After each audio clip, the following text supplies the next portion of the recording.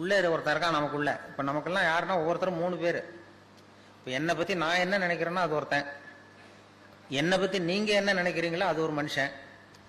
நம்ம 2 பேருக்கும் தெரியாத எனக்குள்ள ஒருத்தன் இருக்கான், அவன் 3வது மனுஷன். அந்த 3வது மனுஷனை அடையாளம் கண்டுபிடிக்கிற முயற்சி தான் இந்த அகத்தாய்வு, இந்த பயிற்சிகள்லாம்.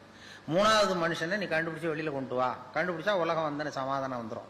அது என்ன 3வது மனுஷன்னா, இது ரொம்ப தியரிட்டிக்கலாக இருக்கிறது மாதிரி இருக்கும். 3 மனுஷன் எப்படி இருக்கான் அப்படின்னு ப்ராக்டிக்கலாக பார்க்கலாம். அதை நான் என்னுடைய அனுபவத்திலே பார்த்துருக்கேன். நான் மயிலாப்பூரில் கொஞ்ச நாள் குடியிருந்தேன், வானொலி நிலையத்துக்கு பக்கத்தில். அப்போ ஒரு 2 வீடு தள்ளி ஒரு பாட்டி அம்மாவுக்கு உடம்பு சரியில்லை, ரொம்ப சீரியஸ், ரொம்ப வயசான பாட்டி, உடம்பு சரியில்லை ரொம்ப. அந்த பேரன்லாம் ஓடி வந்து பாட்டிக்கு உடம்பு சரியில்லை, ஆஸ்பத்திரிக்கு அழைச்சிட்டு போகணும்னு ஓடி வந்தான்.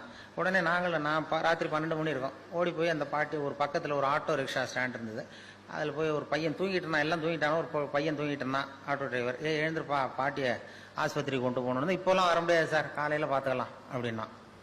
பாட்டியப்பா, பாட்டிக்கு உடம்பு சரியில்லடா, சீரியஸாக இருக்குன்னா, பாட்டிக்கெல்லாம் போய் ஏன் சார் கவலைப்படுறீங்க அப்படின்னா.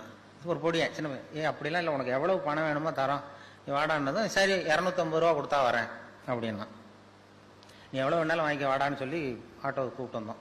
அந்த இடத்துக்கு 30 ரூபா தான் இப்போ பணம் கொடுக்கறது வழக்கம். அந்த இடத்துலேருந்து ராயப்பேட்டை ஆஸ்பத்திரிக்கு 30 ரூபா.